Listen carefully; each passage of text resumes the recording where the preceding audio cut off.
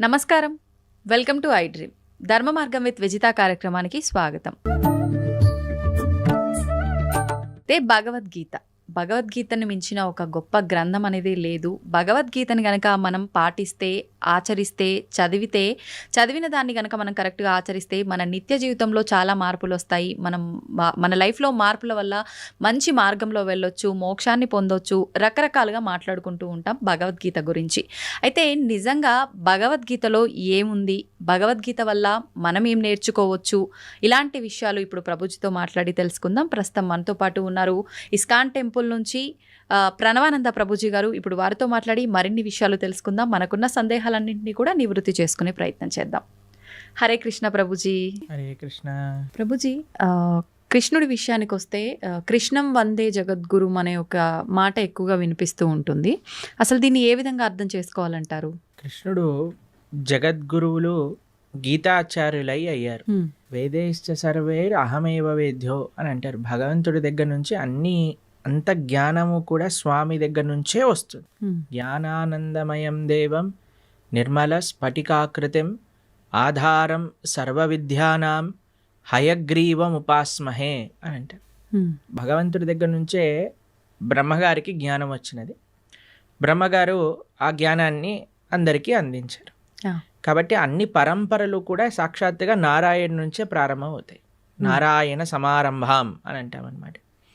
కాబట్టి మనకి 5000 సంవత్సరాల క్రితం ఎప్పుడైతే కురుక్షేత్ర యుద్ధం జరిగింది, ధర్మక్షేత్రే కురుక్షేత్రే సమవేతాయుత్సవ మామక పాండవాశ్చైవ కిమకర్వత సంజయ.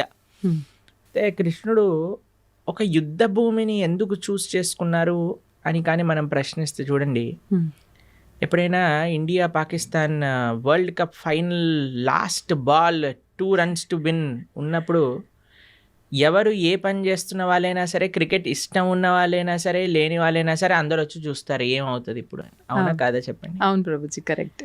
అప్పట్లో ఇండియా పాకిస్తాన్ ఎలా ఉండేదో అప్పుడు కౌరవులు పాండవులు అనమాట. మొత్తం ప్రపంచం అంతా వాళ్ళు ఎంత శక్తివంతం అంటే ఏదో ఒక సైడ్ తీసుకోవాల్సి వచ్చింది అందరికి. ఐదర్ కౌరవుల సైడ్ కానీ పాండవుల సైడ్. మొత్తం అన్ని కెమెరాలు, ఫోకస్ లైట్లు అన్ని కురుక్షేత్రం పైనే ఉందన్నమాట. కృష్ణుడు అనుకున్నాడు ఇది కరెక్ట్ టైం చెప్పడానికి, గీతోపదేశం చేయడానికి, ఎందుకంటే ఫోకస్ అంతా ఒక దగ్గరకు వచ్చింది కాబట్టి. అప్పుడు గీతాచార్యుడై శ్రీకృష్ణుడు అర్జునుడి యొక్క మాధ్యమంగా ప్రపంచానికి మొత్తం గీతను ఉపదేశం చేశారు. అంటే అక్కడ అర్జునుడితో పాటు అందరూ కూడా విన్నారా? అందరూ వినలేదు, కానీ అర్జునుడి యొక్క మాధ్యమంగా అంటే అర్జునుడికి చెప్తూ ఇప్పుడు ప్రపంచం అంతా తెలిసిపోయింది కదా. అవును ప్రభుజీ. కాబట్టి అర్జునుడిని మైక్ లాగా మాధ్యమం చేసుకున్నాడు. ప్రపంచం మొత్తం కూడా గీతను ఉపదేశం చేశారు పరమాత్మ. అయితే ఎందుకు జగద్గురువు అంటారంటే భగవద్గీత సనాతన ధర్మానికి ఒక ఫౌండేషన్ బుక్ అన్నమాట. సనాతన ధర్మం యొక్క సిద్ధాంతాలన్నీ కూడా భగవద్గీత ప్రస్తావన చేసింది, ప్రతిపాదన చేసింది. అందుకే ఆచార్యులందరూ కూడా గీత పైన భాష్యాన్ని రచించారు. కాబట్టి ఇప్పుడు చూడండి, మీకు ఒక విషయం చెప్తాను. మీరు ఒక న్యూస్ పేపర్ ఇచ్చారనుకోండి, మీరు ఈ న్యూస్ పేపర్ చదవండి అని చూస్తారు. మీరు ఇది నిన్న న్యూస్ పేపర్ పక్కన పెట్టేస్తారు. అవునా? మీకు ఒక డైరీ ఇచ్చారనుకోండి, ఇప్పుడు 2025 వస్తుంది, మీరు చూసారనుకోండి, అరే ఇది 2023, ఇది ఏమంటారు మీరు సామాన్లు లిస్ట్ రాసుకోవడానికి, తర్వాత ఐరన్ ఎన్ని ఇచ్చారు అని రాసుకోవడానికి యూజ్ చేస్తారు. ఎందుకంటే 2023 డైరీ 2025 లో పనిచేయదు. కరెక్ట్ ప్రభుజీ. కానీ మీరు చూడండి, భగవద్గీత 5000 సంవత్సరాలు అయినది, కానీ ఇప్పటికీ అందరూ అధ్యయనం చేస్తున్నారు భగవద్గీతని. అవును. ఇప్పటికీ అన్నిటికంటే మోస్ట్ కమెంటెడ్ బుక్ ఏదన్నా ప్రపంచంలో ఉంటే అది భగవద్గీత. ప్లస్ భగవద్గీతలో ఏం మార్పులు లేవు. స్వామి చెప్పిన 700 శ్లోకాలు ఏవైతే భగవద్గీతలో ఉన్నాయో అవే నడుస్తూ ఉన్నాయి ఇప్పటికి కూడా. ఇంకా వాటి యొక్క అప్లికేషన్ పెరుగుతుంది. మొన్న మేము ఒక మేనేజ్మెంట్ కోర్స్ అటెండ్ అయ్యామన్నమాట. అందులో చెప్తున్నారు, ప్రపంచంలో ఎవరు మేనేజ్మెంట్ ప్రిన్సిపల్ చెప్పినా అది భగవద్గీత నుంచే దొంగతనం చేసినవి. వాళ్ళు తీసుకెళ్ళిపోతారు, దాన్ని ఒక వెస్టర్నైజ్డ్ పబ్లిసిటీ చేసి మనకు అమ్మేస్తూ ఉంటారు. మనమేమో చాలా అమాయకులుగా ఎంత బాగా చెప్పారు. అవన్నీ గీతలో ఉన్నాయి. కాబట్టి గీతాచార్యుడిగా ప్రపంచంలో ఎవరైనా సరే గీత పట్టుకొని చదివితే వారి యొక్క మనసు మార్పు చెంది వారి యొక్క జీవితం మార్పు చెందే ఒక జ్ఞానాన్ని కృష్ణుడు ఇచ్చాడు కాబట్టి ఆయన జగద్గురువు అయ్యారు, మొట్టమొదటి జగద్గురువు అయ్యారు. కాబట్టి అందరు గురువులకి ఆయనే గురువు, ఎందుకంటే ఆయన ఉపదేశం చేసిన తత్వములే మనందరం మాట్లాడుకుంటాం కాబట్టి. అవును, అది నారాయణుడిగా ఆయన జ్ఞానాన్ని ఇచ్చిన, కృష్ణుడిగా ఆయన జ్ఞానాన్ని ఇచ్చిన, వ్యాసుడిగా ఆయన జ్ఞానాన్ని ఇచ్చిన, హయగ్రీవుడిగా ఆయన జ్ఞానాన్ని ఇచ్చిన, హంసావతారంగా జ్ఞానాన్ని ఇచ్చిన, కపిలుడిగా జ్ఞానాన్ని ఇచ్చిన, అన్ని అవతారాలు జ్ఞానాన్ని పంచడానికి కోసమే వచ్చాయి. కాబట్టి ఆయన జ్ఞాన నిధి. అందులో భగవంతుడికి షడైశ్వర్య సంపూర్ణుడు అంటాడు. భగవాన్ అనే వాటికి నిర్వచనంగా పరాశర మహర్షి విష్ణు పురాణంలో షడ్ ఐశ్వర్యములు పరిపూర్ణంగా కలిగినవారు అని చెప్తారు. అందులో ఒక ఐశ్వర్యం సకల జ్ఞానము కలిగినవాడు ఆయన. కాబట్టి ఆయనకి తెలియనదంటూ ఏముండదు. ఆయన ఇచ్చేదే మనకి ధర్మము అని అంటే. అందుకే మన శాస్త్రములు ధర్మస్తు సాక్షాత్ భగవత్ ప్రణీతం. భగవంతుడు చెప్పినదే ధర్మము, భగవంతుడు చెప్పిందే గీత. ఆ గీత ఎక్కడ ప్రపంచంలో ఎవరు అధ్యయనం చేసి పాలించినా సరే వాళ్ళు సుఖ సంతోషాలతో ఉంటారు. కృష్ణుడు గీతాచార్యుడై జగద్గురువులై వసుదే వసుతం దేవం కంస చానూర మర్దనం దేవకీ పరమానందం కృష్ణం వందే జగద్గురు. అటువంటి గీతా జయంతి మహోత్సవాన్ని కూడా మనం ఇటీవల చేసుకున్నాం. ఈ నెల రోజులన్నీ మార్గశీర్ష మాసం అంతా చాలా ముఖ్యమైనది. ఎందుకో తెలుసా అండి, కృష్ణుడు గీతలో చెప్పారు ఒక విషయాన్ని, మాసానా మార్గశీర్షోహం అని అన్నారనమాట. కాబట్టి ఈ మార్గశీర్ష మాసం అంతా కూడా గీతను అధ్యయనం చేయటం, గీతని వినటం. మన ప్రణవానంద దాస్ అనే ఛానల్ ఉంటుంది యూట్యూబ్లో, అందులో మనకి ప్లేలిస్ట్లో ఒకసారి మనం 18 అధ్యాయాలకి 18 గంటలు మనం ప్రవచనం అని చెప్పామన్నమాట. అది వినడానికి ప్రయత్నం చేస్తే మనకి గీత ఏం చెప్పాలనుకుంటుంది అనే విషయాలు మొత్తం కూడా మనకు అర్థమవుతాయి. అలా గీతని వినటం, గీతని చదవటం, గీతని 10 మందికి ఇవ్వటం ఈ మార్గశీర్ష మాసంలో చాలా ముఖ్యమైన విధానం అన్నమాట. ప్రభుజీ, గీతా జయంతి అన్నారు కదా, గీతా జయంతి అంటే ఆ రోజు రచించడం జరిగిందా, చెప్పడం జరిగిందా, ఎందుకు అది గీతా జయంతిగా చెప్పబడింది? మీరు ఎప్పుడైనా పుట్టినరోజు, ఒక పుస్తకం పుట్టినరోజు చూసారా అండి? కేవలం ఒకటే పుస్తకం పుట్టినరోజు ఈ ప్రపంచంలో ఉంటుంది, అది గీతా జయంతి. అంటే పుట్టినరోజు చేస్తున్నామంటే ఆ పుస్తకం ఎంత గొప్పదో అర్థం చేసుకోండి. అయితే గీతా జయంతి యొక్క విశేషత ఏంటి అని అంటే, గీత ఆ రోజు శ్రీకృష్ణుడు ఉపదేశం చేశారు అని ఒక విషయం చెప్తారు. ఓకే. లేదు, అమావాస్య రోజు ఉపదేశం చేశారు, సంజయుడు దాన్ని ప్రతిపాదన చేశారు ధృతరాష్ట్రుడికి, అది ఏకాదశి రోజు అని కూడా విషయం చెప్తారు. కానీ గీత ప్రకాశితమైన రోజు ఇది మనం తెలుసుకోవాలి. అర్జునుడికి కృష్ణుడు ఉపదేశం చేసిన రోజు గీతా జయంతి. అసలు రచించింది ఎవరు ప్రభుజీ గీతని? కృష్ణుడు చెప్పాడు, వ్యాసుడు రచించాడు. అంటే విన్నది అర్జునుడు కదా, మళ్ళీ అంటే వ్యాస భగవానుడికి ఇప్పుడు వ్యాస భగవానుడి యొక్క శిష్యుడు సంజయుడు. సంజయుడికి ఒక వరం ఇస్తాడనమాట వేదవ్యాసుడు. నువ్వు ఎక్కడున్న విషయమైనా సరే నీకు కనిపిస్తుంది, నీకు అది అర్థమవుతుంది అని. ఎందుకంటే ధృతరాష్ట్రుడికి చెప్పాలి, మామకా పాండవైశ్చైవ కిమ కుర్వత సంజయ్, ఏం చేస్తున్నారు వాళ్ళు అని సంజయుడిని అడిగాడు. సంజయుడు ఆ దివ్య దృష్టితో చూశాడు. కృష్ణుడు అర్జునుడికి చెప్పిన విషయాలన్నీ కూడా సంజయుడు ధారణ చేసి ధృతరాష్ట్రుడికి చెప్పాడు. సంజయుడు మాధ్యమంగా వేదవ్యాసుడికి తెలిసి వేదవ్యాసుడు కూడా రచించాడు. కాబట్టి మహాభారతము వేదవ్యాస లిఖితం. అందులో కృష్ణుడు ఉపదేశం చేసిన భగవద్గీత మధ్యలో పొందపరిచింది అనమాట. కాబట్టి భగవద్గీత అటు శృతి ఇటు స్మృతి, అపౌరుషేయము లిఖించబడినది, రెండు కూడా విశేషమైన లక్షణం భగవద్గీతకి. అయితే ఇప్పుడు మనందరం చూస్తున్నది తెలుగులో మనకు కనిపిస్తుంది గీత అనంటే, ముందుగా రచించింది సంస్కృతంలోనేనా ప్రభుజీ? సంస్కృతంలో ఉన్నప్పుడు అంటే ఎవరంటే వాళ్ళు చదవడానికి అంటే బ్రహ్మాండంగా గీతని ఎవరైనా చదువుకోవచ్చు. చిన్నపిల్లలు, స్త్రీలు, వృద్ధులు, పురుషులు ఎవరైనా సరే గీత అధ్యయనం చేసుకోవచ్చు, బ్రహ్మాండంగా చదువుకోవచ్చు. ఇలా ప్రభుపాదుల వారి దయ వల్ల ఆయన ఏం చేశారంటే గీత యొక్క యాక్సెసిబిలిటీ ఎలా పెంచారు అని అంటే, ఏ లాంగ్వేజ్ సుమారుగా 70 కంటే ఎక్కువ లాంగ్వేజెస్లో శ్రీల ప్రభుపాదుల వారి యొక్క భగవద్గీత ట్రాన్స్లేట్ చేయబడింది. ఇంకో విషయం చెప్తాను, లాస్ట్ 50 yearsలో 55 కోట్ల గీత పుస్తకాలు వితరణ చేసింది ఇస్కాన్. 55 కోట్ల పుస్తకములు వితరణ చేశారు ప్రపంచ వ్యాప్తంగా. అది గొప్ప విషయం అన్నమాట. కాబట్టి అలా మనం ఈ గీతా వితర అనేది చాలా ముఖ్యమైన సేవ. కాబట్టి మీరు ఏ లాంగ్వేజ్లో శ్రీల ప్రభుపాదుల భగవద్గీత యథాతథం అని మీరు టైప్ చేశారనుకోండి, మీకు ఈజీగా లభించేస్తుంది. దాన్ని చక్కగా మనం చదువుకోవటమే. అది తెలుగులో అంటే తెలుగులో, ఇంగ్లీష్లో అంటే ఇంగ్లీష్లో, హిందీలో అంటే హిందీలో, అన్నిట్లో ఉంది. ఇప్పుడు గీతని అంటే దానం చేయొచ్చా ప్రభుజీ? ఎవరికి దానం చేయొచ్చు అంటారు? ఒకవేళ అంటే దానం మన ఇంట్లో ఉండే పుస్తకాన్ని దానం చేసేయకూడదు. మన ఇంట్లో ఉండే పుస్తకాన్ని మనం చదువుకుంటూ ఇంకో పుస్తకాన్ని తీసి దానం చేయొచ్చు. ఇప్పుడు చూడండి, అందరికీ ఒక క్రేజ్ పెరిగిపోయింది ఈ మధ్యలో, రిటర్న్ గిఫ్ట్స్ అని. సరే, మీరు ఏ చిన్న ఫంక్షన్ చేసినా సరే రిటర్న్ గిఫ్ట్ ఇవ్వాలి. ఇప్పుడు వచ్చే గిఫ్ట్ కంటే వెళ్ళే గిఫ్ట్ ఇంకా ఈ ప్రెస్టీజియస్ గా ఉండాలి అని ఆలోచిస్తూ ఉంటారు. పెళ్లిల్లో ఉండే వాళ్ళందరూ ఆలోచిస్తుంటారు ఏమి ఇవ్వాలి, ఏం చేయాలని. మీరు ఏ వస్తువు ఇచ్చినా సరే, ఇదేంటి, ఇది అందరు ఇస్తున్నారు, ఇదెందుకు, దీనికంటే ఎక్కువ తీయచ్చు కదా, అన్ని కంప్లైంట్స్ వస్తూ ఉంటాయి. ఎవరు సాటిస్ఫై చేయలేం. నా పర్సనల్ సజెషన్ ఏంటి అంటే, సనాతన ధర్మంలో ఉండే వాళ్ళు ఎవరైతే వివాహం చేసుకుంటారో రిటర్న్ గిఫ్ట్గా అందరికి ఒక గీతా పుస్తకాన్ని ఇవ్వండి. మంచి సలహా ప్రభుజీ. ఏదో ఒక ఆధ్యాత్మిక పుస్తకాన్ని ఇవ్వండి. దాన్ని అయితే వంక పెట్టలేడు కదా, పెట్టలేరు, ప్రసాదంగా తీసుకుంటాడు కదా. చదివితే వాడు బాగుపడతాడు, మీకు ఆ పుణ్యం వస్తుంది. ఇప్పుడు చూడండి ఎన్ని మంచి విషయాలు ఉన్నాయో.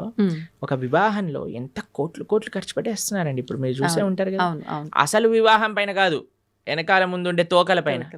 అసలు వివాహం 10 నిమిషాలు అయిపోవాలి, మిగతావన్నీ రోజులు చేసేస్తున్నారు. సరే చేసుకొని ఇవ్వండి, కానీ కనీసం పెళ్లి రోజే ఇదైనా చేయండి. కనీసం సనాతన ధర్మ ప్రచారం అవుతుంది, మీకు పుణ్యం వస్తుంది, తీసుకున్న వాడికి ఒక ఆపర్చునిటీ దొరుకుతుంది గీతను చదువుకోవడానికి. కాబట్టి ఎంతమంది అయితే వివాహాలు చేసుకుంటున్నారో మీరు, కానీ ఈ వీడియో మీ దగ్గరకు వస్తే మీకు కృష్ణుడు ఒక అవకాశాన్ని ఇస్తున్నారు గీత పంచడానికి అని అనుకోండి. మాకు ఎంతో మంది తెలుసండి, చాలా మంది పెద్ద పెద్ద ఆఫీస్ ఫంక్షన్స్ జరిగినప్పుడు, ఏదైనా జరిగినప్పుడు, మొన్నే మేము ఆదిలాబాద్లో ఉన్నప్పుడు ఒక ఆయన 108 భగవద్గీత పుస్తకాలు తీసుకెళ్ళి వాళ్ళ ఇంట్లో జరిగే ఉత్సవంలో అందరికి ఇవ్వాలి అని తీసుకెళ్ళారనమాట. కాబట్టి తప్పకుండా మీకు కానీ గీత పుస్తకాలు కావాలి అని అంటే ఇస్కాన్ ఆదిలాబాద్కి మీరు కాంటాక్ట్ చేయండి. మీకు ఎన్ని వేలు కావాలంటే అన్ని 1000 పుస్తకాలు మేము పంపిస్తాం. చక్కగా మీరు రిటర్న్ గిఫ్ట్ రూపంలో గీత పుస్తకాన్ని ఇవ్వండి. అప్పుడు మీరు అడగచ్చు, వాళ్ళు చదవరండి, చాలా మంది ఇంట్లో ఉంటే చాలండి. మీకు స్టోరీ చెప్తాను. ఒకళ్ళకి మేము గీత ఇచ్చామన్నమాట. వాళ్ళు అన్నారు మా ఇంట్లో చదవరండి పుస్తకాలు అన్నారు. మీ పిల్లలైనా మీరు చదవకపోతే మీ పిల్లవాడు ఏం చదువుతాడండి, వాడికి అసలు ఇంట్రెస్ట్ లేదండి అని. సరే అయ్యా మీ ఇంట్లో పెట్టుకో, ఎవడైనా వచ్చినప్పుడు చదువుతాడు వాడు అని అన్నాను. సరే అని వాళ్ళ ఇంట్లో పెట్టుకున్నారనమాట. పెట్టుకుంటే వాళ్ళ ఇంట్లోకి హైదరాబాద్లో ఉంటారు వాళ్ళు. అయితే వాళ్ళ ఇంట్లో ట్రీట్మెంట్ కోసం అని వాళ్ళ చుట్టాలు ఎవరో 3 రోజుల కోసం వచ్చారట హైదరాబాద్లో ఉండడానికి.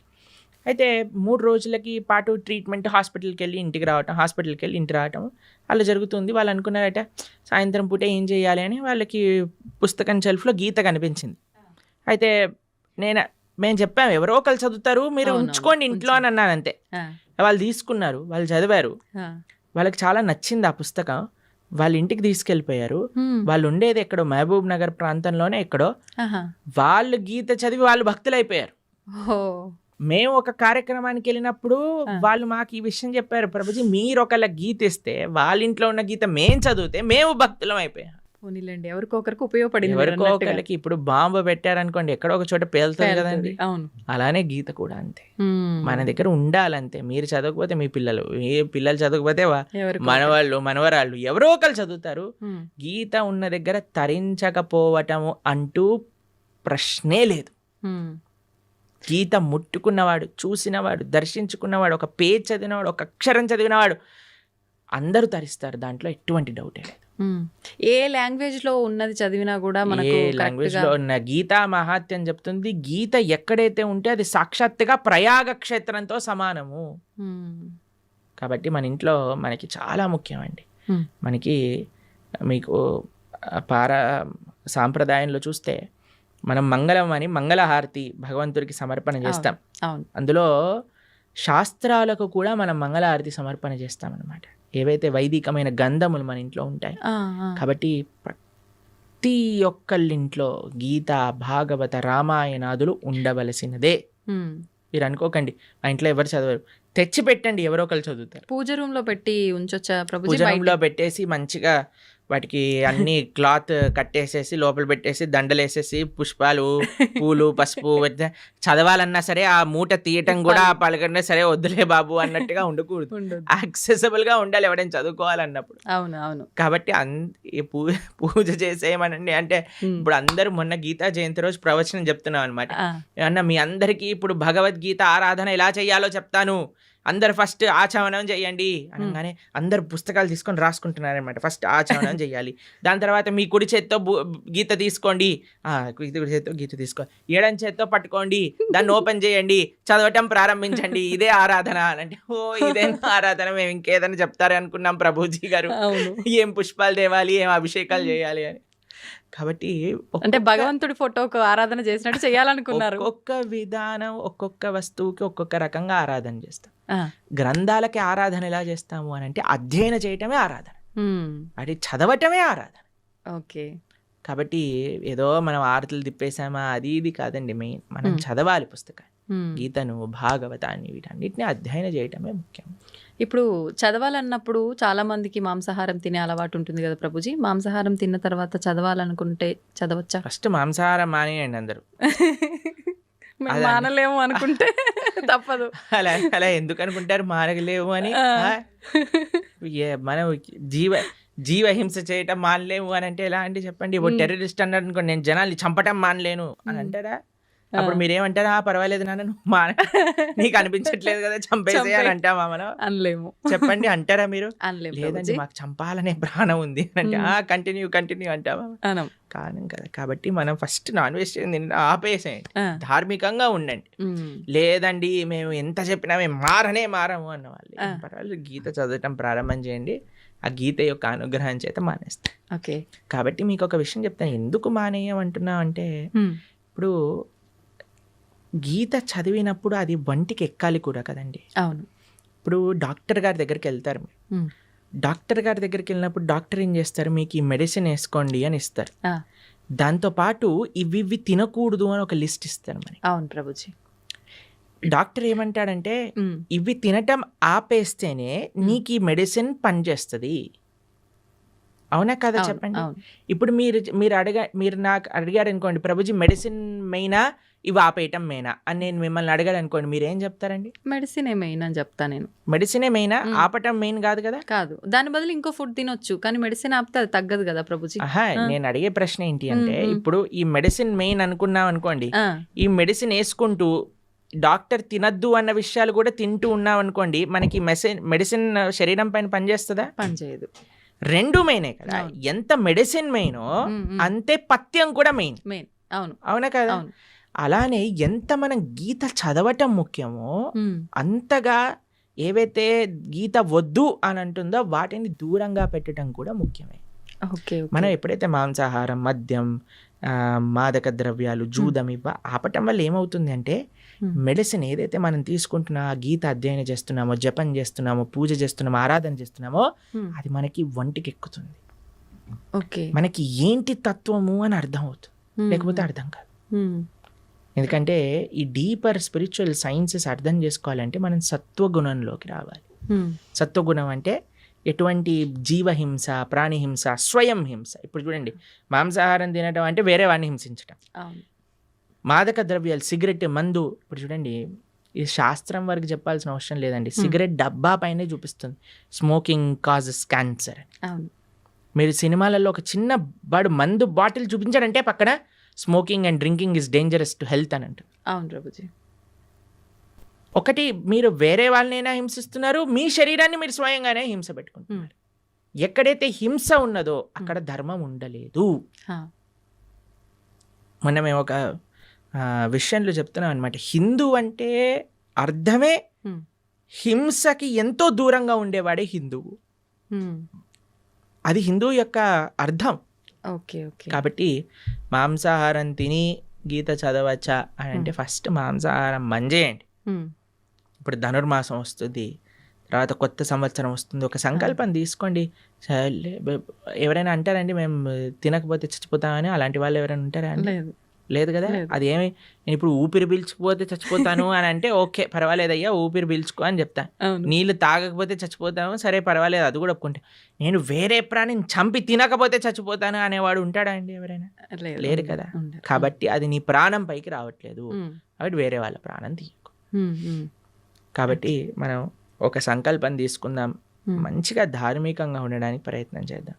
ఎందుకు మీకు ఈ విషయాలు చెప్తున్నానంటే, ఒకళ్ళు ఇటీవల మాకు చెప్పారు, ఒక కంపెనీలో పనిచేసే 250 మంది ఎంప్లాయీస్ మన వీడియోస్ వల్ల మాంసాహారాన్ని మానేసిన వాళ్ళు ఉన్నారు. అవును అవును.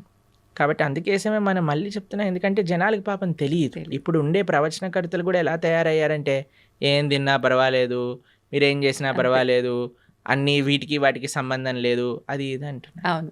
కానీ అలాంటి వాళ్ళు ఉన్నప్పుడు మనకి ధర్మం ఏంటో తెలిసినప్పుడు మనం కరెక్ట్గా చెప్పాలి కదా, అది మన కర్తవ్యం కదండి. అవును ప్రభుజీ. కాబట్టి అందుకోసం చెప్తున్నాం.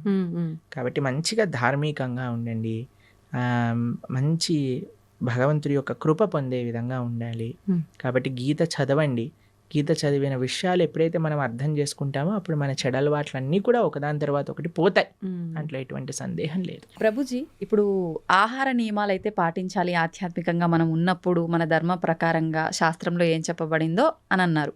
అయితే ఆహార నియమాలు పాటించడం వరకు ఓకే, కానీ ఆహారం కూడా తినకుండా, అంటే ఉపవాసం తినకుండా పూజలు చేయమని అలా ఉందా మన ధర్మంలో, అంటే ఏం చెప్తారు? మీకు ఒక విషయం తెలుసా, ఇప్పుడు ఒక పెద్ద థియరీ నడుస్తుంది, మీరు ఇంటర్నెట్లో చూడండి ఈ విషయం గురించి. ఎంత మనం తక్కువ తింటే అంత మన ఆరోగ్యం బాగుంటుంది. అవును. మీకు ఒక సైంటిస్ట్, అవార్డ్ విన్నింగ్ సైంటిస్ట్ ప్రతిపాదన చేసింది, 15 రోజులకు ఒకసారి కానీ ఉపవాసం ఉంటే క్యాన్సర్ని మొత్తం క్యాన్సర్ సెల్స్ని తినేస్తుంది బాడీ అని, ఫుల్ బాడీ డీటాక్స్ అయిపోతుంది అని. 15 రోజులకు ఒకసారి వచ్చేది ఏకాదశి. మనం ఏకాదశి ఉపవాసం ఉండండి రా అంటే, దేవుడు అలా ఉండమన్నాడా, ఇది చేయమన్నాడా అని అంటారు. కానీ వెస్టర్న్ సైంటిస్ట్ వచ్చి do this fasting and you will be, cancer cells will be gone అనగానే ఓ వా అని అంటారు మన వాళ్ళు. అది మన దగ్గర ఉండే ఒక మూర్ఖత్వం అంటారు చూడండి, అమాయకత్వము, అజ్ఞానము అని అనొచ్చు మనం. కాబట్టి మన శాస్త్రం ఏదైతే చెప్తుందో అది జాగ్రత్తగా ఆచరించటం వల్ల మనకు తెలుస్తుంది. ప్రతిదీ ప్రశ్నించాల్సిన అవసరం లేదండి. మనం ఏం చేయాలంటే ఫస్ట్ ఆచరించాలి. ఇప్పుడు మీకు స్కూల్లో అడ్మిషన్ ఇచ్చారనుకోండి, యూనిఫామ్ వేసుకోండి, సాక్స్ ఈ కలర్లో ఉండాలి, షూస్ ఇలా ఉండాలి, పాలిష్ చేసుకొని రావాలి, హెయిర్ స్టైల్ ఇలా ఉండాలి, ఆడపిల్లలు అయితే జడ వేసుకొని రావాలి అని చెప్తారు. ఎందుకు జడ వేసుకోవాలి, ఎందుకు యూనిఫామ్ వేసుకోవాలి, ఎందుకు షూ పాలిష్ చేసుకోవాలి, ఇవన్నీ అడగం. చెప్పింది చేస్తాం. చెప్పినప్పుడు స్కూల్లోకి వెళ్ళినప్పుడు ఓ ఇది అందరూ కామన్గా ఉండడానికి, ఇది డిసిప్లిన్ ఉండడానికి, మనకి బాధ్యత నేర్పించడానికి, క్లీన్లీనెస్ నేర్పించడానికి, ఒక యునైటెడ్ కాన్షియస్నెస్ రావడానికి, ఇవన్నీ ఎప్పుడు వస్తాయి? ఆచరిస్తూ ఉన్నప్పుడు, 10 మందిని చూస్తున్నప్పుడు వస్తాయి. కానీ మన లోపల ఏమైపోయింది, ఫస్ట్ ఏం చేయాలన్నా సరే ప్రశ్నించడం ప్రారంభం చేసాం. ఇది చేయండి రా, ఎందుకు చేయాలి, ఇది చేస్తేనే దేవుడు కరుణిస్తాడా, ఇది చేస్తేనే ఇది అవుతుందా, లేకపోతే అవ్వదా? ప్రతిదానికి ఆన్సర్ ఉంటుందండి. కానీ ఎవరికి చెప్తాము? ఎవరైతే వినయంగా ఆచరిస్తున్నారో అటువంటి వారికి చెప్పచ్చు, మూర్ఖంగా వాదించే వాడికి చెప్పలేము. కాబట్టి ఉపవాసం ఎందుకోసము, ఇలా వ్రతం ఎందుకోసము, లేదా ఒక పూజా విధానం ఎందుకోసము అని అంటే, అది మనల్ని భగవంతుడి దగ్గరికి తీసుకెళ్తుంది, భగవత్ ప్రీత్యర్థం. మన ఆరోగ్యం బాగుండటం ఇవన్నీ సెకండరీ. కొన్ని నియమాలు శాస్త్రములు చెప్పాయి, ఈరోజు ఇలా ఉండండి, ఈరోజు ఇలా ఉండండి అని. మన పెద్దలు చెప్పిన మాట, పెద్దల మాట పెరగన్న మూట అంటాం కదండి. పెద్దలు చెప్పిన మాటే పెరగన్న మూట అంటే, శాస్త్రం చెప్పిన మాట ఇంకెంత మంచిది చెప్పాలి. కాబట్టి ఆచరించడం ప్రధానం. ఒకసారి ఆచరించడం ప్రారంభం చేస్తే మనకి ఎవరిని అర్థకాకుండా తెలిసిపోతుంది ఎందుకు చేయమన్నారు ఏంటి, ఆ బెనిఫిట్స్ మనమే చూస్తాం. ఇప్పుడు ఒక ఆహార నియమాన్ని చెప్పామనుకోండి, దాన్ని ఆచరిస్తూ ఉన్నప్పుడు కన్సిస్టెంట్గా మనకు తెలుస్తుంది, అరే మన జీవితం ఎలా మారింది, మన క్లారిటీ ఆఫ్ మైండ్, థాట్, మన జీవన శైలి, మనం మాట్లాడే విధానం, మన ఆలోచనలు, మన స్ట్రెస్, మన డిప్రెషన్, మన యాంగర్, అవన్నీ ఎట్లా తగ్గుతుంది. లేదు నాకు ప్రూవ్ చేయి తర్వాత మానేస్తానంటే ఎలా చెప్పండి? కాదు కదా. ఇప్పుడు ఇప్పుడు ఇంజనీరింగ్ కాలేజ్లో ఒకటి జాయిన్ అవుతున్నాడు, నాకు జాబ్ ఇస్తేనే నేను జాయిన్ అవుతా అంటాడా? అన్నారు. నువ్వు జాయిన్ అవ్వు, నువ్వు చదువు, అప్పుడు నీకు జాబ్ వస్తుంది, అంతే కదా. ఫస్ట్ నాకు ప్లేస్మెంట్ ఇవ్వు తర్వాత జాయిన్ అవుతానంటే ఎలా అండి? అవును. ఫస్ట్ నువ్వు జాయిన్ అవ్వు, ప్రాసెస్ని ఫాలో అవ్వు, అప్పుడు మొత్తం క్లియర్గా వస్తుంది. అయితే ప్రభుజీ, నాది ఒక చిన్న డౌట్, అంటే ఇలా ఆలోచించడానికి కారణం ఇది అయి ఉంటుందేమో అని. కొన్ని అంటే ఇప్పుడు సైంటిఫిక్గా ప్రూవ్ చేసిన తర్వాత మీరు చెప్పినట్టుగా నమ్ముతున్నారు అంటే అది మనకి ఎప్పుడో ఉంది శాస్త్రాల్లో. కానీ మన శాస్త్రాలు, పురాణాల విషయానికి వస్తే కొన్ని వేల లక్షల సంవత్సరాల క్రింద నుంచి ఉన్నవి అని చెప్తారు. కానీ అంటే ప్రతిదానికి కూడా ఒక నిర్దిష్టమైన అంటే ఇది టైము, ఇప్పుడు రచించారు, లేకపోతే ఇప్పుడు రాశారు, ఇప్పటి నుంచి ఉంది అని నిర్దిష్టమైన ఒక సమయం లేదు. అందుకని చెప్పి నిర్దిష్టమైన సమయం ఉంటుందండి, ఎందుకంటే దానికి నిర్దిష్టమైన సమయమే లేదు, అనాదిగా వస్తుంది. భగవంతుడు ఉన్నప్పటి నుంచి జ్ఞానం ఉన్నది. భగవంతుడు బ్రహ్మకు ఉపదేశం చేశారు వేదాలు. ఎప్పుడని ఎలా చెప్తాం? అది అని అంటాం. అవును. ఆదికి టైం ఇన్ఫినిటీకి ఎప్పుడు అయిపోతుంది ఇన్ఫినిటీ చెప్పండి అంటే ఎలా అంటాం? చెప్పలేం. అలానే ఒక స్టార్టింగ్ పాయింట్ అంటూ లేదండి. కొన్ని విషయాలకు చెప్పొచ్చు. భగవద్గీత 5,000 సంవత్సరాలు అయింది. ఎందుకంటే కృష్ణుడు ఆవిర్భావం అప్పుడైంది. కృష్ణుడు 125 సంవత్సరాలు ఉన్నప్పుడు అర్జునుడికి భగవద్గీత ఉపదేశం చేశారు. ద్వాపర యుగం అయిపోయింది, కలియుగం స్టార్ట్ అయిపోయింది. కాబట్టి సుమారుగా ఇన్ని సంవత్సరాలు. ఇప్పుడు కృష్ణుడు పుట్టినరోజు ఏదైతే కృష్ణాష్టమి చేసుకుంటారో అప్పుడు రాస్తారు 5,000 ఎన్నో సంవత్సర జన్మాష్టమి అని. కొన్ని మనకి నిర్దేశం ఉంది. కానీ అపౌరుషేయమైన వేదములకు ఎలా చెప్తాను చెప్పండి మనం. వ్యాసుల వారు 5,000 సంవత్సరాల క్రితం వేద విభజనను చేశారు.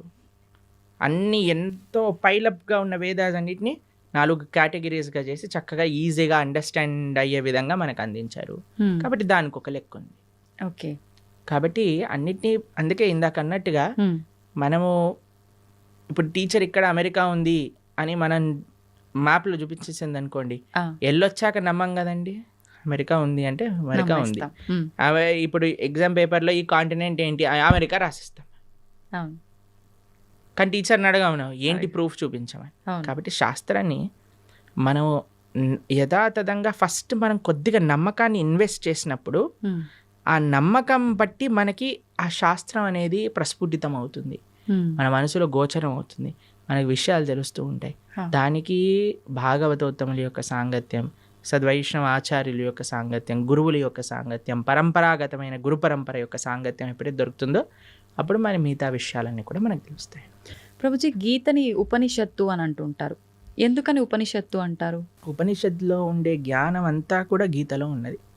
ఇప్పుడు చూడండి, మీరు పాలు తీసుకున్నారనుకోండి, ఓ 10 లీటర్ల పాలు తీసుకున్నారు. దాన్ని బాగా మీరు వేడి చేస్తూ ఉన్నారనుకోండి, కొద్దిసేపు అయ్యాక ఎర్రగా మారుతాయి. దాని తర్వాత ఇంకా చాలా కండెన్స్ అయిపోతుంది. దాన్ని రబడీ అంటారు. తెలుసా? మీరు రబడీ తిన్నారా ఎప్పుడైనా? రబడీ చాలా కండెన్స్ అయిపోయింది అనుకోండి, ఖోవా అయిపోతుంది. ఖోవాతో బిల్లలు చేశారనుకోండి, చాలా అద్భుతంగా ఉంటుంది. ఖోవా బిల్లలు తిన్నారా? తిన్నాను.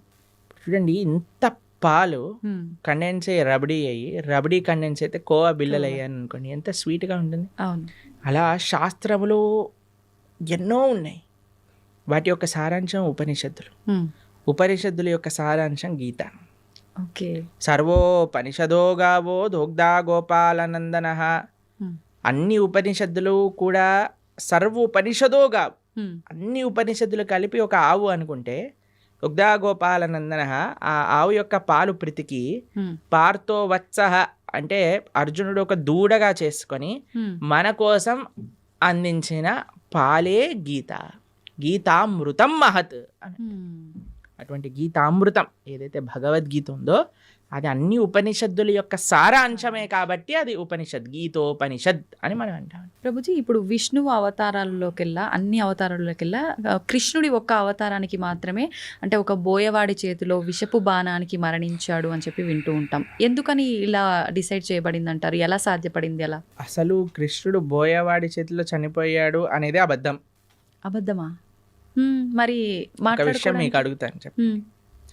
చిన్నపిల్లవాడు 6 రోజులు 8 రోజులు అంత వయసున్న పిల్లవాడికి పూతన అని ఒక పెద్ద రాక్షసి వచ్చింది. ఒకసారి మీరు వినే ఉంటారు కృష్ణుడి యొక్క కథలో. విన్నారా పూతన రాక్షసి? 21 మైళ్ళు ఉండేది ఆ రాక్షసి. ఎంత పిల్లవాడు 6 రోజులు. అటువంటి పిల్లవాడిని పట్టుకొని అలాంటి పూతన సంహారం 6 రోజులకి చేసిన కృష్ణుడు. 21 మైళ్ళు ఉండే రాక్షసి. తృణావర్త, శకటాసుర, కేశి, అరుష్టాసుర, ప్రలంబాసుర, వత్సాసుర, ధేనుకాసుర, ఇలాంటి అసురులందరినీ, అఘాసుర, వ్యోమాసుర, ఇటువంటి అసురులందరినీ చిన్న వయసులో, చిన్న పిల్లవాడు ఇలా బొమ్మలతో ఆడినట్టుగా, చిన్నపిల్లలు యానిమల్ బొమ్మలను ఆడతారు చూడండి, అది చిన్న పిల్లవాడు తీసుకొని ఇలా పడేశాడు అనుకోండి, ఆ డైనోసారస్ వెళ్ళి అలా గోడకి ఎత్తుక్కుంటుంది. అలా చిన్నపిల్లలు, ఇంత దేవతలందరూ, బ్రహ్మాది దేవతలందరూ వణికిపోయి అసురులందరూ చిన్నపిల్లవాడిగా కృష్ణుడు సంహరించేశాడు. కాళీ అనే విషపూరితమైన సర్పం పైన నృత్యం చేసి కాళీయుడిని తరింపజేశాడు ఆయన. కస్యానుభావో నదేవ విద్మహే తవాంగ్రిరేణు స్పర్శాధికార. కాళీయుడిని అనుగ్రహించిన కృష్ణుడు ఒకసారి మొత్తం కారు చిచ్చు మొత్తం అరణ్యంలో అంతా మంట పెట్టుకుంటే అనేసరికి మొత్తం మంటంతా ఆయన లోపలికి వెళ్ళిపోయింది. గోవర్ధనగిరి 21 మైళ్ళు ఇప్పుడు మనం చూస్తున్నాం. బృందావనంలో ఆనాటికి ఎంతో ఉండేది. గోవర్ధనుడికి ఒక శాపం ఉంది, రోజు ఆవగిందంతా తక్కువ అయిపోతావు అని. అందుకోసం ఇప్పుడు చూస్తే కృషించిపోయింది. కానీ కృష్ణుడు ఉన్నప్పుడు ఇంకా మహిమాన్వితంగా ఉండేది. అటువంటి పర్వతాన్ని 7 రోజులు 7 రాత్రులు చిటికని వేలిపైన ఎడమ చేతి చిటికని వేలిపైన పట్టుకున్న కృష్ణుడు ప్రవాసన అనే ఒక పర్వతం ఉండేదండి. ఒక పెద్ద మౌంటైన్ పై నుంచి లాంగ్ జంప్ చేస్తాడు ఆయన. లాంగ్ జంప్ చేసినప్పుడు సేఫ్ ల్యాండింగ్ అవుతుంది ఆయనకి. మీకు ఇంకో విషయం చెప్తాను. యమలోకానికి వెళ్ళి వాళ్ళ గురువు గారి యొక్క శిష్యుని పట్టుకొని వస్తాడు కృష్ణుడు. అటువంటి శిష్యుడికి ఎప్పుడైతే కృష్ణుడు వెళ్ళి యమలోకంలో శంఖం పూరించాడో యమధర్మరాజు పరిగెత్తుకుంటూ వచ్చి, అయ్యా నీకేం కావాలో చెప్పు అనగానే, మా గురువు గారి శిష్యుని వదిలేసి అనగానే తీసుకొచ్చి, అయ్యా తీసుకోండి, నువ్వే ప్రపంచానికి సొత్తు, నువ్వేం కావాలన్నా ఇస్తాను అని యమధర్మరాజు ఇచ్చేసి. అటువంటి కృష్ణుడికి ఒక బోయవాడు బాణాన్ని పాదాలకు మీరు ఒకసారి ఆలోచన చేయండి. ఒక పాదానికి ఒక ఫీట్కి ఎవరికైనా బుల్లెట్ తగిలింది అనుకోండి, చనిపోతాడా? చనిపోరు. కాకపోతే కాలు మన సీరియళ్లలో పాయింట్ బ్లాక్ లో బుల్లెట్ పోయినా సరే వాడు నెక్స్ట్ మినిట్ వాళ్ళ భార్య ప్రార్థన చేయగానే లేచి నించుంటాడు. అలాంటిది పరమాత్మ భగవంతుడైన శ్రీకృష్ణ పరమాత్మ కాలికి ఒక బాణం తలిగితే చనిపోతారు అని అంటే ఎలా మనం నమ్మగలుగుతాం చెప్పండి? ఎటువంటి స్వామి. మీకు ఒక విషయం చెప్తాను, అందుకే శాస్త్రాన్ని చదవాలి. ఇన్స్టాగ్రామ్ రీళ్ళు అవి ఇవి చూడకూడదు. భాగవతం ఏం చెప్తుంది అంటే, కృష్ణుడు అలా ఒక పెద్ద చెట్టు కింద శంఖచక్ర గదా పద్మములతో ఇలా విశ్రమించి ఉన్నాడు. దూరం నుంచి ఒక బోయవాడు చూశాడు కృష్ణుడిని.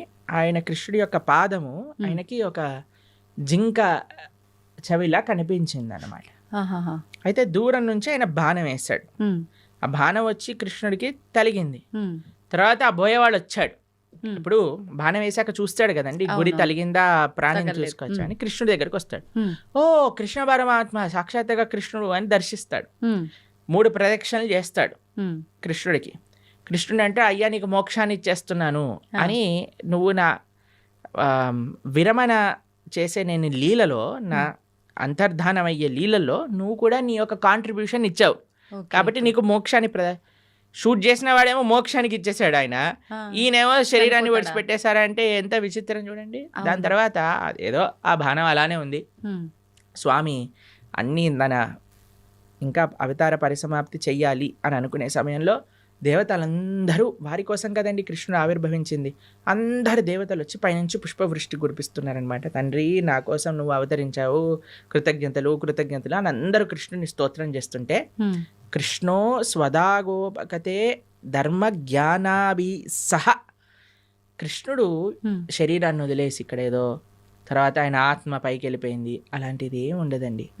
ఆయన స్వయంగా శరీరం పూర్తి శ్రీకృష్ణ పరమాత్మ, ఆయనకి ఆత్మ వేరు శరీరం వేరు కాదండి.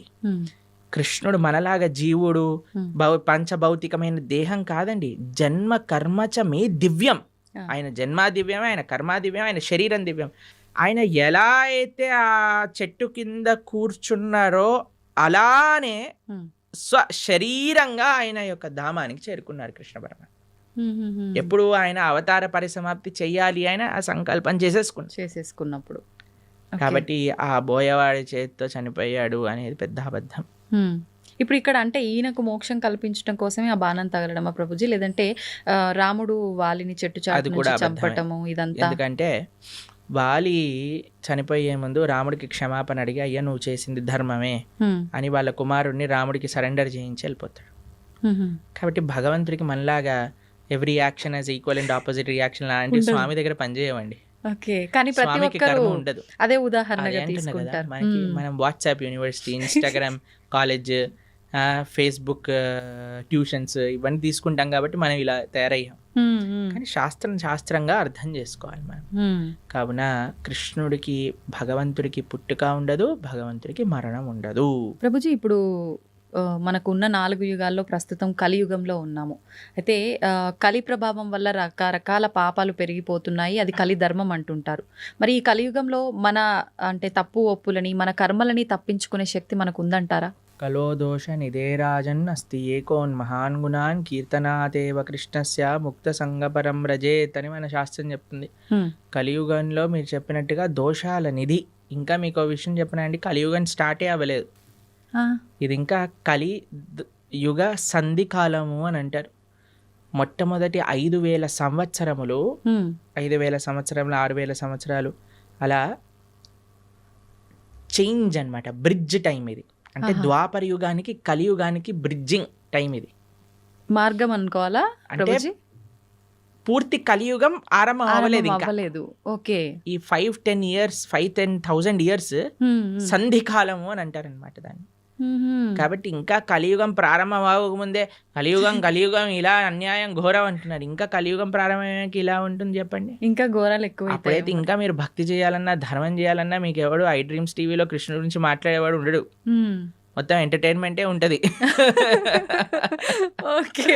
కాబట్టి ఇప్పుడే మనకి వస్తుంది, కాబట్టి ఇప్పుడే మనం సీరియస్గా తీసుకొని ఇప్పుడే మనం జపం చేసుకోవటం, గీత చదువుకోవటం. ఎందుకంటే మళ్ళీ అనుకోవచ్చు మళ్ళీ వచ్చే జన్మలు చూద్దాం. వచ్చే జన్మలో నువ్వు చూడొచ్చు, కానీ నీకు చెప్పేవాడు ఎవడు ఉంటాడు కదా. అవును, అవును. కలియుగం ముందుకు వెళ్తూ ఉంటే ధర్మం మెల్లమెల్లగా తగ్గిపోతూ ఉంటుంది. కాబట్టి ఆ ధర్మం మనకి ఈ మానవ జన్మ ఇప్పుడు వచ్చింది, ఇప్పుడు మనకి మంచి విషయాలు తెలుస్తున్నాయంటే ఈ క్షణం మనం మంచి మార్గంలోకి వెళ్ళవలసింది. ప్రభుజీ, మీరు అసలు కలియుగం ప్రారంభమే అవ్వలేదు, ఇది సంధికాలం అంటున్నారు. కానీ ఈ మధ్య జరిగిన ప్రారంభమైనది కానీ పూర్తిగా కలి ప్రభావం లేదు ఇప్పుడు ఇంకా. ఓకే. కానీ చాలా మంది అసలు కలియుగం యుగాంతమే జరగబోతోంది అని చెప్పి ఇప్పుడు వచ్చిన భూకంపాలు, ఈ ప్రళయాలను చూసి అంటున్నారు కదా. టైం ఉంది, ఇప్పుడే లేదు, ఇంకా చాలా టైం ఉంది. ఇంకా 4 లక్షల పైన సంవత్సరాలు ఉంది కలియుగం అయిపోయేసరికి. దాంట్లో ఏమి ఇది లేదు, చాలా అన్యాయాలు పెరిగిపోతున్నాయి. ఇందాక మనం అన్నట్టుగా కలో దోష నిదే రాజన్, దోషములతో కూడుకున్నది కలియుగం. కానీ ఇందులో ఒక గొప్ప విషయం ఏంటి అంటే కీర్తనాదేవ కృష్ణస్య, భగవంతుడి యొక్క కీర్తన, భగవంతుడి యొక్క నామ జపం చేయటం చేత మనిషి తరించిపోతాడు. మిగతా యుగములలో తరించటం చాలా కష్టం, కలియుగంలో చాలా సులభం తరించటం. కేవలం భగవంతుడి యొక్క నామం హరే కృష్ణ కృష్ణ కృష్ణ హరే హరే, హరే రామ రామ రామ హరే హరే ఇతి షోడశాక్షరనామ్నాం కలికల్మషనాశనం నాతరపరతరోపాయ సర్వవేదేషు దృశ్యతి. హరిర్నామ హరిర్నామేవ కేవలం కలోర్నాస్తైవ నాస్తైవ గతిరన్యదా. ఇది శాస్త్రం చెప్పింది. ఈ కలియుగంలో తరించడానికి ఇంకొక మార్గం లేదు, హరినామమే మనకి శరణు. యదాప్నోతి తదాప్నోతి కలౌ సంకీర్త కేశవం అని అంటారు.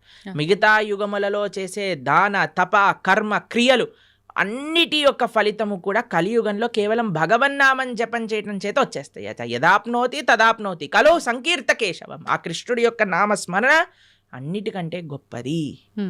కాబట్టి ఎన్ని రకాల ఆపదలు మనకున్నాయన్నా, ఎన్ని రకాల డిస్ట్రాక్షన్స్ ఉన్నాయన్నా, ఎవరైతే భగవన్ నామాన్ని పట్టుకుంటాడో వాడికి ఎటువంటి తిరుగు లేనే లేదు. ప్రభుజీ, భగవంతుడు ఏదైనా ఆశిస్తాడు అంటే తను సృష్టించిన మనిషి నుంచి తాను ఏమైనా ఆశించడం అనేది జరుగుతుందంటారా? ఆశిస్తాడు. ఏం ఆశిస్తాడు? ఏ వస్తువుని ఆశించడు, మనస్సుని ఆశిస్తాడు. భగవంతుడికి ఏమీ అవసరం లేదు. భగవాన్ ఆయన అంటారు ఏది భగవంతుడికి అవసరం లేదు, మనస్సు భగవంతుడికి అవసరం. ఈ ప్రపంచంలో ఉండే వాళ్ళకి ఏంటి, మన డబ్బులు అవసరం, మన అందం అవసరం, మన పలుకుబడి అవసరం, మన వస్తువులు అవసరం, మన ఇల్లు అవసరం. కానీ ఎవరినైనా మీరు అన్నారనుకోండి, మేము ఇప్పటి నుంచి మీరు ఇంట్లోకి వెళ్ళి చెప్పారనుకోండి, మేము వంట చేయను, జాబ్కి వెళ్ళను, ఏమీ చేయను, కానీ 24 గంటలు మీ గురించే ఆలోచిస్తూ ఉంటాను, నిన్నే ప్రేమిస్తూ ఉంటాను అని అంటే ఏమంటారు మీ ఇంట్లో వాళ్ళు? చాలా బ్రహ్మాండం అమ్మా అంటారా? అనరు. ఏమంటారు? పిచ్చి పట్టింది, దీనికి ఏదో అయింది అంటారా? మీరు భగవంతుడి దగ్గరికి వెళ్ళాలని అనుకోండి, అయ్యా నేను నీకేం పూజ పునస్కారం ఏం చేయలేను తండ్రి, కానీ 24 గంటలు నిన్ను మనసులో స్మరించగలుగుతా అంటే భగవంతుడు ఏమంటాడు? నువ్వే నాకు కావాలి అంటాడు. ఎందుకంటే ఈ ప్రపంచంలో ఉండే వాళ్ళందరికీ వస్తువులు అవసరం, భగవంతుడికి మనస్సు అవసరం. మనం ఏం చేస్తున్నా, మనస్సు కూడా ఈ ప్రపంచంలో ఉండే వాళ్ళకి ఇస్తున్నాం. కాబట్టి మనము ఈ ప్రపంచంలో ఉండేటప్పుడు మన బాధ్యతలు నిర్వర్తిస్తూ మన మనసుని భగవంతుడికి ఇవ్వాలి. అట్లా అని చెప్పి భగవంతుడికి నాకేది వద్దని చెప్పి ముందు కూర్చొని ధ్యానం చేస్తే బ్రతకలేం కదా ప్రభుజీ, అన్ని కావాలి. అలా బ్రతకమని చెప్పాడా కృష్ణుడు? భగవద్గీతలో అర్జునుడు అదే అన్నాడు, నేను వెళ్ళిపోతాను, సన్యాసం తీసుకుంటాను. కృష్ణుడు అన్నాడు, మా మనుస్మర యుద్ధ, నన్ను గుర్తుపెట్టుకుంటూ యుద్ధం చేయాలి నీ కర్తవ్యము అని అన్నాడు. కాబట్టి మనం మన బాధ్యతలను నిర్వర్తిస్తూ భగవంతుణ్ణి గుర్తుపెట్టుకోవాలి, భగవంతుణ్ణి స్మరిస్తూ చెయ్యాలి. ఇది తత్వం. మనం నిత్యం ఎన్నో రకాల మాటలు మాట్లాడుతుంటాం, ఉదయం లేచిన దగ్గర నుంచి పడుకునే వరకు. ఈ మాట్లాడే మాటలు సత్యమే పలకాలి, అబద్ధాలు ఆడకూడదు అని చెప్పి అంటుంటారు. కానీ చాలామంది అబద్ధాలు ఆడుతూ ఉంటారు. అయితే భగవంతుడికే తప్పలేదు అబద్ధాలు ఆడటం, మానవ మాత్రం మనకెంత, కురుక్షేత్ర యుద్ధంలో శ్రీకృష్ణుడు అంతటి వాడే అబద్ధాలు చెప్పాడు అని చెప్పి కొంతమంది అంటుంటే విన్నాను. నిజంగా కృష్ణుడు అబద్ధం ఆడా? అబద్ధం ఆడటానికి వీళ్ళు ఒక సాకుగా అది తీసుకుంటున్నారా అంటే ఏం చెప్పాలి? అబద్ధం అంటే నిర్వచనం ఏంటో తెలుసా అండి? భగవంతుడు ఏదైతే చెప్పాడో దానికి విరుద్ధంగా చెప్పటమే అబద్ధం చెప్పటము అని అర్థం. ఓకే. భగవంతుడు ఏదైనా మాట్లాడాడు అంటే అది అబద్ధం అవ్వదు.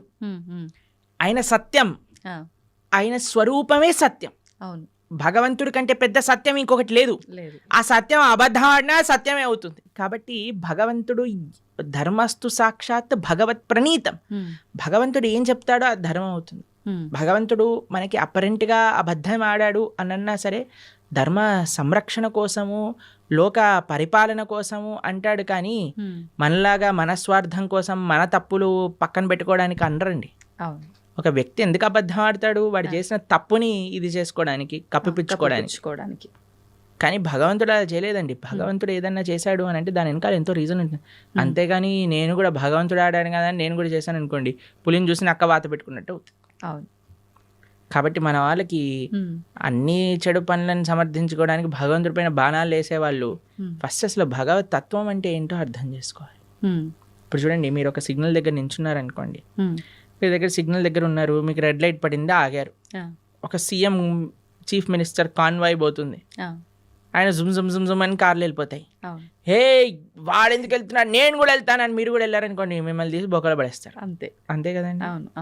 కాబట్టి ఒక్కొక్కళ్ళకి ఒక్కొక్క పద్ధతి ఉంటుంది, ఒక్కొక్కళ్ళకి ఒక్కొక్క నియమం ఉంటుంది. ఆ నియమాన్ని ఆచరించడంలో గొప్పగా ఉంటుంది. కానీ పక్కన వాడి నియమాన్ని వాడెందుకు ఆచరించట్లేదు? ఇప్పుడు చూడండి, మీరు చాలా ఆశ్చర్యం ఏంటంటే గుళ్ళల్లో లైన్లలో నించుంటారు జనాలు. ఎప్పుడైనా విఐపీలు కానీ ఎవరైనా కొందరు ఫాస్ట్గా వెళ్ళిపోయారనుకోండి, వాళ్ళని చూసి వీళ్ళందరూ ఒకటే, వాళ్ళు ఎందుకు వెళ్ళిపోతున్నారు, వాళ్ళు తొందరగా అయిపోతుంది, మాకు అవ్వట్లేదని గోలబెట్టేస్తుంటారు. చూసారా టీవీలలో కూడా ఇలాంటి వీడియోలు చూస్తాం. మాకు అనిపిస్తుంది, సరే అయ్యా నీకు వాడు 2 నిమిషాల్లో వచ్చేస్తాడు, దర్శనం చేసుకొని 2 నిమిషాలు వెళ్ళిపోతాడు. నువ్వు అరగంట సేపు 2 గంటల సేపు ఆ ఆలయంలో ఉండి చక్కటి ఆ పాజిటివ్ స్పిరిచువల్ వైబ్రేషన్ని అబ్జర్వ్ చేసుకునే ఒక అవకాశం నీకు వచ్చింది. ఒక గీతో, భాగవతమో, ఒక విష్ణు సహస్రనామో, ఏదో ఒకటి భగవన్నామో, కృష్ణ గోవింద రామ నారాయణ అనుకోకుండా ఆ ఆలయంలో ఉండే ఆ పవిత్రమైన ఎన్వైరన్మెంట్ని పాడు చేసే విధంగా ఒకళ్ళపైన ఒకళ్ళు అరుచుకోవటాలు, వాళ్ళు వెళ్ళిపోతున్నారు, మేం టికెట్ కట్టాము, వీళ్ళు వెళ్ళిపోతున్నారు. ఈ గోల్ అసలు ఎంత విచిత్రమో చూడండి. అవును. వాడు అదృష్టవంతుడా, వీడు అదృష్టవంతుడా? మీరు చెప్పినట్టుగా చూస్తే వీళ్ళే అదృష్టవంతులు కదా, చెప్పండి. కానీ ఓపిక తక్కువ కదా ప్రభుజీ. అలాంటి అసలు భగవంతుడు నేర్పించేది ఓపిక. ఆలయంలో ఓపిక పట్టిన వాడు జీవితంలో ఏం ఓపిక పడతాడు చెప్పండి. అవును. ఈ వ్యక్తి ఏమన్నా ప్రైమ్ మినిస్టరా తొందరగా వెళ్ళిపోయి దర్శనం చేసుకోవడానికి? లేదు. సరే అయ్యా, బిజీ, అందరూ బిజీ ఈ ప్రపంచంలో, కానీ నీకు ఒక అదృష్టం వచ్చింది కదా, నువ్వే వేరే వాళ్ళని చూసి మనకెందుకు, వేరే వాళ్ళతో పోలికెందుకు? వాళ్ళు వెళ్ళారు దర్శనానికి, సరే భగవంతుడికి ఇష్టం లేదేమో ఎక్కువసేపు ఈయన నా ముందు కనిపించద్దు, తొందరగా పంపించేస్తాడు. కానీ నీ పైన ప్రేమ ఉందేమో, నిన్ను ఎక్కువసేపు చూసుకోవాలనుకుంటున్నాడేమో. కాబట్టి మాకు చాలా బాధేస్తుందండి ఎక్కడైనా ఆలయంలో ఆ ఫైటింగ్ నేచర్ ఎప్పుడైతే వచ్చేస్తుందో అది మొత్తం ఆ అట్మాస్ఫియర్ని పాడు చేసేస్తాం. కాబట్టి భగవంతుడితో మనకొద్దు, వేరే వాళ్ళతో పోలికొద్దు, మనము మన జీవితాన్ని పరిశీలన చేసుకుందాం. నేను ధార్మికంగా ఉన్నానా, ఆధ్యాత్మికత సనాతన ధర్మంలో వేరే వాళ్ళతో కంపారిజనే ఉండదు. నా జీవితాన్ని నేను భగవంతుడికి ఎలా సమర్పణ చేస్తున్నాను. ఇప్పుడు ఎగ్జామ్లో ప్రిపేర్ అయ్యేది నువ్వు ప్రిపేర్ అవుతాం, కానీ పక్కన వాడు అది ఆ చాప్టర్ వదిలేశాడు కాబట్టి నేను కూడా వదిలేస్తున్నాను, చెప్పని వాడు ఇది చేస్తున్నాడు కాబట్టి నేను కూడా అది చేస్తున్నాను. నీ ప్రిపరేషన్, నీ కాన్ఫిడెన్స్ నీది, నీ ఎగ్జామ్, నీ పర్ఫార్మెన్స్, నీ రిజల్ట్, నీ భవిష్యత్. అలానే ధర్మానికి వచ్చేసరికి నేను భగవంతుడికి ఆన్సరబుల్. ఒకరోజు భగవంతుడి ముందు నించున్నప్పుడు నేను చెప్పాలి సమాధానం. ఎంత అబద్ధం ఆడకుండా నేనున్నాను, ధర్మాన్ని ఆచరిస్తూ నేనున్నాను, శౌచం నేను పాటించాను. Krishna, you are not answerable to anybody in this world except God. ఇది గుర్తుపెట్టుకున్నాం అనుకోండి, వేరే వాళ్ళని మనం ఏమనం, ప్రశాంతంగా మన జీవితాన్ని చక్కగా మనం మంచి భక్తి మార్గంలో ఉండగలుగుతాం. అవును, నిజంగా ప్రతి ఒక్కరూ అంటే ఇంత జ్ఞానంతో ఆలోచిస్తే తప్ప ఆ వెయిట్ చేస్తున్నాము అనేది భగవంతుడు నిజంగా మీరు చెప్పినట్టు ఎక్కువసేపు నన్ను అలా భగవంతుడు ఉంచాలనుకున్నాడేమో, నాతో అలా పలికించాలనుకున్నాడేమో నామస్మరణ అనే ఆలోచన చేస్తే గనక కదండి, మనకి నచ్చే వాళ్ళని అంటే హే ఎల్లకెళ్ళకెళ్ళ కొంచెం కూర్చో అంటాం కూర్చోమంటాం. కదా. అవును, అలానే భగవంతుడి దగ్గర కూడా కదండి, భావన అండి, మనసులో ఏదైనా భావన ప్రధానం. భావన మంచిగా ఉన్న వాడికి జీవితం అంతా బాగా కనిపిస్తుంది. ఆ భావన లేనివాడు జీవితంలో ఎక్కడ చూసినా సరే వాడు తప్పునే ఎత్తుకుతాడు. అవును, కాబట్టి భగవద్గీత చదవటం వల్ల ఏమవుతుంది అంటే మన భావన శుద్ధీకరణ జరుగుతుంది. వీ కెన్ థింక్ పాజిటివ్లీ, జీవితాన్ని ఒక కరెక్ట్ పర్స్పెక్టివ్లో మనం చూడగలుగుతాం. ప్రభుజీ, దేవుడు ఉన్నాడు అంటే దయ్యం ఉంది అని అంటారు. నిజంగా దయ్యాలు ఉన్నాయా? ఒంటిపైకి దేవుడు వచ్చాడు అని అంటుంటారు, పూనకాలు ఇలాంటివి అంటుంటారు కదా ప్రభుజీ. నిజంగా భగవంతుడు ఉన్నా కూడా అలా మనిషి ఒంటిపైకి రావటం లాంటిది జరుగుతుందా? దయ్యం నిజంగా దేవుడు ఉన్నాడు కాబట్టి దయ్యం కూడా ఉంది నమ్మాలా, లేదంటే ఇది మూఢనమ్మకమా? దయ్యం వస్తుంది కానీ దేవుడు రాడు. ఎందుకంటే మనం చేసే చెత్త పనులకి, మన శరీరంలో ఉండే ఆ అపవిత్రమైన ఆలోచనలకి భగవంతుడు ఎందుకు రావాలనుకుంటాడండి అసలు మానవుడి దగ్గరకి? అంటే మన ఆచరణ గొప్పదా, మన మాట గొప్పదా, మన సాధన గొప్పదా? మన దగ్గరికి ఎందుకు రావాలనుకుంటాడు చెప్పండి పరమాత్మ? భగవంతుడు రావాలి అనుకుంటే ఆయన శ్రీ విగ్రహ రూపంలో మాట్లాడతాడు, లేదా తన యొక్క భక్తుల మాధ్యమంగా మాట్లాడతారు. అంతేకాని భగవంతుడు వచ్చేసి అని ఊగేసి ఏవేవో చేసేసి ఇవంతా ఏంటంటే ఒక భావన, ఒక ట్రాన్స్, నాకు ఇది వచ్చేసింది అని అనుకుంటున్నారు. కాబట్టి చాలా మంది అడుగుతారు, ప్రభుజీ అది నిజమా అబద్ధమా? వాళ్ళకి నిజం, నీకు అబద్ధం. వాళ్ళకి నిజం, మనకు అబద్ధం. ఓకే, అంటే ఎందుకంటే వాళ్ళు అలా నమ్ముతున్నారు నాకు వచ్చింది అని, కాబట్టి వాళ్ళకి నిజమే. ఓకే, నీకు నిజమా? కాదు, మనకు అబద్ధం. ఎందుకంటే దేవుడు రాడు, దేవుడు మనిషి పైకి రానే రాడు. He has many other better positions to come. Okay, కాబట్టి ఎవరికైతే మాకు దేవుడు వచ్చేసాడు అని అంటారో జస్ట్ మీకు నిజం అండి, యూఆర్ నాట్ డినయింగ్ ఇట్. నీకు నిజం, ఎందుకంటే నీ మానసిక స్థితి అలా నీకు చెప్తుంది. కానీ వేరే వాళ్ళు నమ్మవలసిన అవసరం లేదు. మరి దయ్యం పరిస్థితి ప్రభుజీ? దయ్యం వస్తుంది ఎందుకంటే చేసేవన్నీ రాక్షస పనులు కదా. వేరే వాళ్ళని హింసించటం, వేరే వాళ్ళని మాట్లాడటం, అపవిత్రంగా జీవించటం. కాబట్టి దయ్యం రావడానికి చాలా అనుకూలమైన పనులు చేస్తున్నా, దైవం రావడానికి అనుకూలమైన పనులు చేస్తున్నావా అనేది ప్రశ్నార్థం. ఓకే, కాబట్టి దయ్యం ఎవరి దగ్గరకు వస్తుందండి? ఎవరైతే చాలా నెగిటివ్గా ఉంటారో, నెగిటివ్, డిప్రెస్డ్, ఆ కళ లేకుండా, ఎప్పుడైనా సరే అంటే ధార్మికంగా చూడండి, కొంతమందిని చూస్తే మనకి ఆ భగవత్ కళ అనేది ఉట్టిపట్టే విధంగా ఉంటుంది. వాళ్ళ యొక్క వేషభూషం కానీ, వాళ్ళ యొక్క సాధన కానీ, వాళ్ళ యొక్క వర్చస్సు కానీ, అలాంటి వాళ్ళ దగ్గరికి ఎప్పుడు నెగిటివ్ ఎనర్జీస్ రావు. కానీ ఎవరైతే ఎప్పుడు కూడా డిప్రెషన్లో ఉంటారో, గ్లూమీగా ఉంటారో, అని నెగిటివ్ ఆలోచిస్తుంటారో, వేరే వాళ్ళకి నెగిటివ్ చెయ్యాలి అని ఎవరైతే అనుకుంటారో వాళ్ళకి దగ్గర తప్పకుండా నెగిటివ్ ఎనర్జీస్ ఉంటాయి. ప్రభుజీ, ఇప్పుడు ఒంటిపైకి దేవుడు రావటం అయితే కాదు, అది వాళ్ళ వరకే నిజం, కానీ మనం నమ్మాల్సిన అవసరం లేదు. కానీ చాలా మంది ఇది పక్కన పెడితే దేవుడు మాకు కనిపిస్తాడు అని చెప్పి, మీకు కూడా చూపిస్తామని చెప్పి మధ్యకాలంలో అంటున్నారు. నిజంగా దేవుడు కనిపిస్తాడు? దేవుడితో ఫోన్ చేసి మాట్లాడించే వాళ్ళు కూడా ఉన్నారు. ఇంకా రాబోయే కాలంలో వచ్చేసారు ఆల్రెడీ. మన ధర్మంలో లేరు, పక్క ధర్మంలో ఉన్నారు. ఇంకా ఓకే, పక్క ధర్మం అంటూ పక్క మతాలలో ఉన్నారు. ఇంకా దేవుడు ఫోన్ నెంబర్లని, తర్వాత మీకు విషయం తెలుసా, స్వర్గంలో వాళ్ళకి ప్లాట్లు కూడా అమ్మే మతాలు కూడా ఉన్నాయి. ఇంకా అయ్యో, ఒక దేశంలో ఒక మతానికి చెందిన వాళ్ళు స్వర్గంలో నీకు ఇంత ప్లాట్, ఇంత డబ్బులు ఇచ్చి వాళ్ళ మత పెద్ద తీసుకొని వాళ్ళకి అమ్మిన వృత్తాంతాలు ఇప్పుడు జరుగుతున్నాయి. ఇంకా ఇంత పిచ్చోళ్ళ జనాలు, మీకు కనిపించట్లేదా ఆ పిచ్చితనం ఎలా ఉందో? మన కింద పడిపోగానే అందరూ డాన్స్ వేయటం, వాడేదో నీళ్ళు జలంగానే ఖర్చు లేయంగానే ఇట్లా చేస్తుంది. వాళ్ళకంటే ఇంకా పిచ్చి ఇంకేం ఎయిడ్స్ బాగా చేసేస్తా అంటాడు, క్యాన్సర్ బాగా చేస్తా అంటే చచ్చిపోయిన వాడిని లేపేశాడు ఒకడు, తెలుసా మీకు? ఉత్తర భారతదేశంలో. అవునా ప్రభుజీ? డెత్ సర్టిఫికేట్ ఉన్న వాడిని లేపేశాడు దేవుడి పేరు మీద. అంటే మన దేవుడు కాదనుకోండి, ఎవరి గురించి మాట్లాడుతున్నా మీకు అర్థమైంది. అలాంటి వాళ్ళ వేలాది మంది వెళ్ళిపోయి హరిచేస్తూ, గోల పెట్టేస్తూ, కింద పడిపోయి, అసలు నాకు చాలా విచిత్రం అనిపిస్తుందండి. అంటే జనాలకు బుద్ధి ఉంటే వెళ్తారా అసలు అలాంటి ప్రదేశాలకు? చెప్పండి ఒకసారి. ఇలాంటివి జరుగుతున్నా కూడా చాలా చోట్ల మత మార్పిడిలు జరుగుతున్నాయి కదా ప్రభుజీ, మరి దాని గురించి ఏమంటారు? మంచి పని అనిపిస్తుంది మాకు. ఇలాంటి వాళ్ళు బుద్ధి లేని వాళ్ళు వెళ్ళిపోతే మంచిదే కదండి. మూర్ఖులు ఉన్న వాళ్ళైనా అసలు మంచిగా ఉన్న వాళ్ళు కావాలి కదా మనకి. కాబట్టి ప్రలోభాలు ఎక్కువైపోయాయి మతం పైన.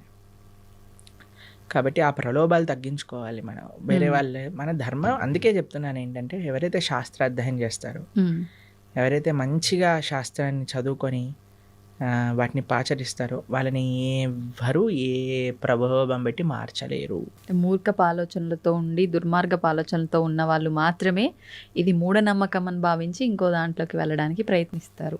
సంతోషం ప్రభుజీ, చాలా మంచి విషయాలు చాలా అద్భుతంగా వివరించారు, అందరికీ అర్థమయ్యే విధంగా. ధన్యవాదాలు. హరే కృష్ణ.